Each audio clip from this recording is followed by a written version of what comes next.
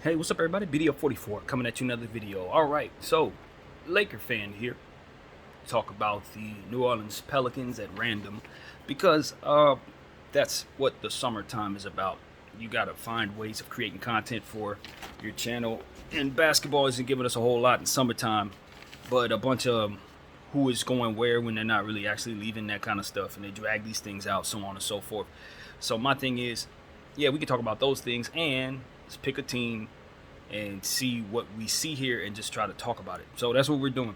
The New Orleans Pelicans just happen to be the squad. I did one earlier on the Clippers, and I'll probably try to do all the teams, maybe even twice, just to get through the summer. I don't care. But at this point, this is where we're at. So the thing about the New Orleans Pelicans, that just glancing at their uh, contracts, and mind you, I wrote this stuff down like 5 hours ago and meant to make this video, and so I'm looking at this again to refresh my mind as we speak. And the one contract that I would love to get rid of if I'm them is CJ McCollum's 3-year, $35 million contract. That is something that I would much rather not see on their situation right now. Problem is, that's probably one of the worst contracts out there. So you're not going to find anybody that really wants that at all. Now, the thing that I would try to do, I was thinking about earlier in regards to this, is maybe if the Clippers aren't able to get a James Harden, maybe I can try to swindle a way to get them to be interested in CJ and just take all of the stuff that otherwise they need to get rid of. Well, they don't really need to get rid of anything because they got the LA market, and this is a good free agent class coming up in 2024. So that does kind of change what I'm thinking about versus when I wrote this stuff down. Because at the end of the day, I wasn't really sure, what the free agency class looks like. Now I'm very sure. The problem is, the free agency class looks like a bunch of guys that are likely going to resign. You might get DeMar DeRozan to leave Chicago, but like Bron, AD, I think they stay. Paul George, Kawhi Leonard, maybe they move on, but do you really want to pay their salary? Depends on what they're going to be worth at that point on the market versus what it is you expect them to be, which is probably overpriced. So that's what I'm looking at for all these teams that have expiring contracts that are substantial in nature, some of which I see here. They need to do something with a guy like Jonas Valanciunas I'm looking at here with a $15 million expiring contract. Maybe you even resign him, but you definitely do something with that. Something. And the thing about Jonas Valanciunas is a very, as we always say on this channel, a heavy dude. Dude over 240 is heavy, 7'1", can stretch the floor. Definitely somebody who's played in some playoff games with the Memphis Grizzlies and with the New Orleans Pelicans, so he's had a little experience out there in his career. And he should be a comfortable center, man. For teams that don't have a big guy, I think about my team like the Lakers, although we don't necessarily have a contract we would like to swap Valanciunas for, we could surely use that piece as an addition to our team in a major way. So I think that's a desirable piece they can move. I'm looking at BI's contract, 2 years, $33 million. That's about what you expect from a star level like BI. He's probably going to want an extension at some point. Zion just signed his 5-year, $33 million 5 minutes ago. So that thing is, it's going to be fine if they can get him on the floor. If not, that's one of the worst contracts on the planet. It really is. It just depends on where he goes from here. I personally don't think too low of Zion. Honestly, I think he's going to be a phenomenal athlete. He just needs to get on the court and stay there. And I don't know that he has the right habits in regards to his eating. From what I understand, he doesn't. And of course, we got the off-the-court stuff that everybody's talking about, and they ain't seem to be getting any better. So they re-signed him. I probably would have moved him. I probably would have. But I also see the fruit in not moving him just the same. I mentioned several times in the summertime that, I might not move him if I were the GM there. Maybe I just kind of not, even though I should. Just kind of get through the summer without doing so and see what happens after the first year. I don't think anybody's on demand to take Zion from you with 5 years left on that deal.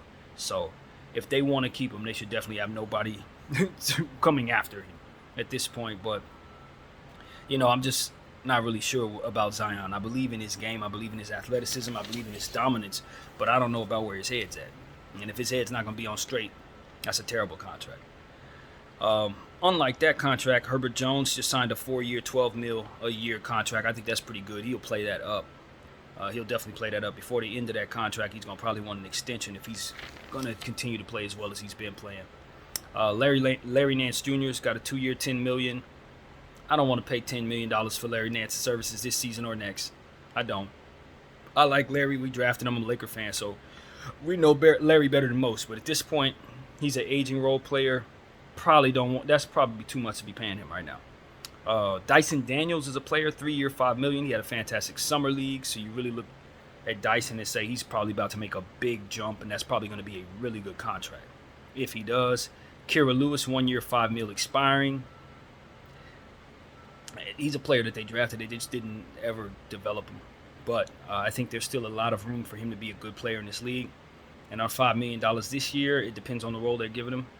I don't think you want to play a player $5 million who's hasn't done as much as he has yet to prove. But with 1 year left on it, it's not killing your cap. Jordan Hawkins, 4-year, $4 million, probably the best contract they got. I mean, Jordan Hawkins is a fantastic shooter. We know he's drafted just now in this past draft, and he was one of the probably the most talented shooter in the draft.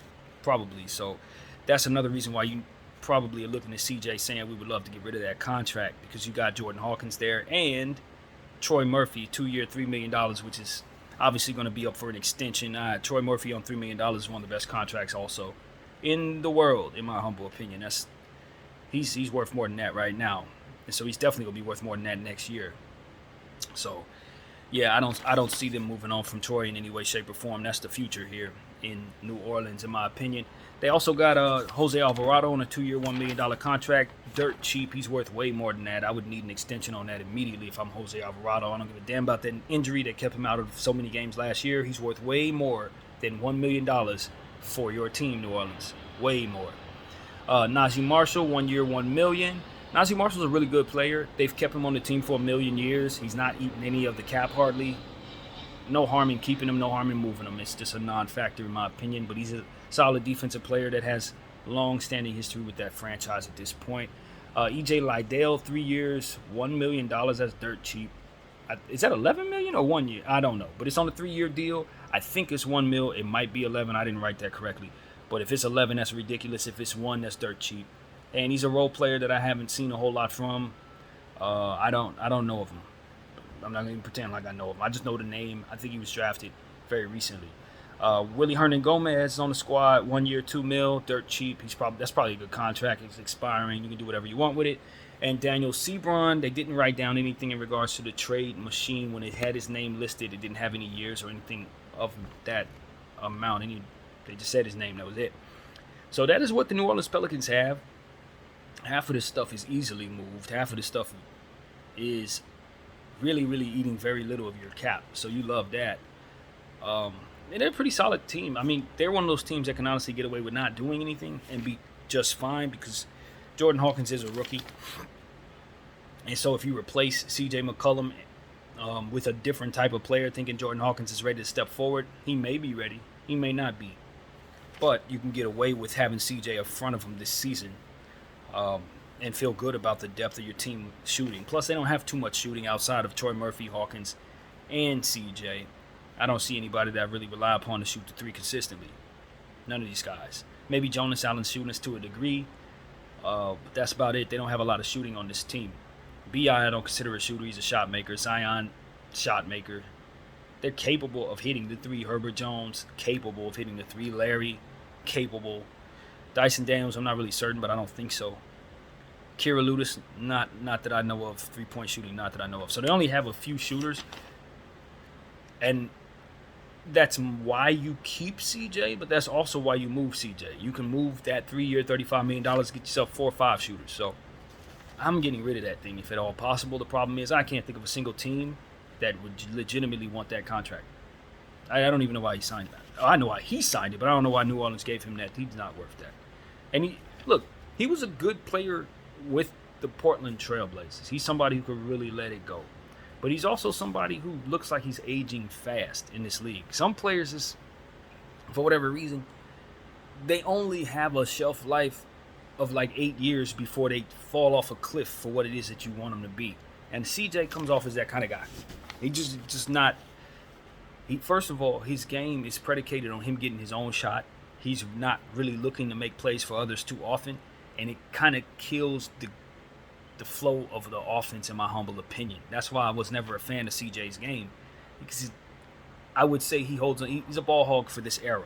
Maybe not for the previous eras, it's normal, but for this era, it's not enough fluidity of the ball movement when he's on the floor. It's just a bunch of him jacking up jump shots, hopefully getting to the line, making things happen, and I just don't need him to have the ball in his hands like that anymore. So that's one of the problems. And so for me, it's just like that's just that I don't need that at all, because I do have to pay Troy Murphy. I do have Jordan Hawkins on a dirt cheap contract. Dyson Daniels is probably about to have a breakout, so I want that money. CJ's money needs to be going to all three of those guys, or you risk losing them. So that's what it is for me. I like the Herbert Jones deal. That's a fantastic deal, but you gotta have Troy Murphy's money soon, very soon. That's what that is. 2 year, $3 million. He ain't. It's only but 5 more minutes he gonna want to play on that. So again, Jonas Valanciunas, the center position, $15 million for him is probably fine. Expiring is probably desirable. I don't know. It depends on who needs a center. But they're not in the greatest position to move what they have. That's what I'll say. Nobody's taking Zion. No, you don't want to move Zion. Nobody's taking B. Well, everybody should want BI, but you don't want to move BI. So the only thing that you would rather get rid of is CJ, and nobody wants that contract. And then people are going to be coming after stuff that you have like Herb Jones and Troy Murphy, and you ain't never going to move it. So that's really what I see there. Jose Alvarado, you're not going to want to move him, but you do need to pay him. So, like Lydell, and then again, these contracts that they have, they're dirt cheap. They don't eat up nothing on the cap. So it's like, in a nutshell, would I like to upgrade from all these people? Of course. But I also like the idea of them not eating nothing on my cap. So it's kind of a situation where it's like, you know what, let's just start the season, see if we can get CJ to play up this value, hopefully trade him at the deadline to a team that really would love to have him, and hopefully that team manifests, because I can't think of who they are. But that is exactly what needs to happen for the New Orleans Pelicans to get to where I want them to be, creating space for Jordan Hawkins and Troy Murphy to play a little more, not have to be behind CJ, for which I'm probably moving them ahead of CJ at some point anyway. Yeah, that's most definitely happening. Troy Murphy and Jordan Hawkins are the future of this team, and if they're thinking clearly, Jose Alvarado will be a part of that as well. So I don't need CJ at all. He gotta go. So that's pretty much it, man. As far as the New Orleans Pelicans, my expectations for them are not much better than they were last year. It depends on how many games Zion plays. He's more than capable of dominating. Him and BI, they've been on the same team for 3 years, but I don't think I've seen them play 3 games together. I honestly don't. Herbert Jones having a full season. Jose Alvarado hopefully coming back 100% healthy. Dyson Daniels and the jump he's expected to make. That's intriguing to me. If Dyson Daniels can turn into a real baller on both sides of the floor like it looked like in the Summer League, he's really intriguing. He's also somebody CJ needs to get the hell out so minutes can come his way. So it's all about moving CJ. It's all about moving CJ if you're the New Orleans Pelicans. It's addition by subtraction in a lot of different ways. If you were on a contract that was comparable to what you expect, maybe something like what D'Angelo Russell's on, 3 year, $16 million, that's good for CJ right now. Twice that is obviously not. So that's what you're sitting on if you're the New Orleans Pelicans, and I think it caps off your upside ultimately. It really does. It just caps off your upside. And so that's what I see there, man. I was more excited about them going into last year. I don't see a whole lot to be excited about on the back of this bench in terms of young prospects, outside of the guys that have already been on the team for about 2 or 3 years, and Jordan Hawkins. It's just what they've had. It's what they have. And for me, I'd love to see them upgrade. So that's pretty much what it is for me. I just want to see them upgrade. I think Jordan Hawkins is going to be an excellent acquisition, but I don't know that this was the ultimate fit for him. But they definitely needed the shooting bad. And they have it. So I think I see, if I'm clear on what I'm looking at, I see 2 legitimate shooters, maybe 3 in CJ, Hawkins and Murphy. And after that, they just got some guys that you just don't expect to stretch the floor very much, meaning their spacing is going to be kind of funny. Jonas and Zion, I don't know. If Jonas isn't shooting the 3 there in the paint, packing it in together. I think Zion has better playmaking ability than he's probably going to be able to showcase on this team, maybe. I don't know. Maybe he will have opportunities to make plays for others. Dyson Daniels, depends on what type of jump he makes. Because if he takes over that starting point guard position, they're going to be in good shape. Jose Alvarado could start, but I probably don't have him starting. Probably have him as a career backup, even though he's a specialist in a lot of key areas that I really like. And his shot making is better than people think, which is why $1 million for 2 years is crazy. He needs an up. Yeah, that's it. Look, that's the gist of my opinion. They need to get rid of CJ and pay all of these people that ultimately need to be paid. Period. Troy Murphy and Jose Alvarado need more money. Herbert Jones is on a dirt cheap contract that he shouldn't even sign. Honestly, he shouldn't have signed that. The 4 years, $12 million is that's like cost value if you don't get better. And if you're Herbert Jones, you definitely expect to get better. I would have never signed that. It's a great contract for the team. for the team. So it's almost like he did them a solid because they were capped off. And that's something you don't do if you're Herbert Jones. Because this team, with respect to them, ain't worth making that sacrifice. When they're sitting on that arbitrage of a CJ contract, I'd make them move it. You got to move that. That's where my money's at. That's where Troy's money's at. That's where Hawkins' future money at. That's where Jose's money at. So Daniel's money, all these people need to be paid, and you sitting on this CJ contract. Get that off of the books and get those guys their money. BDL 44, I thank you all for watching. I'm out.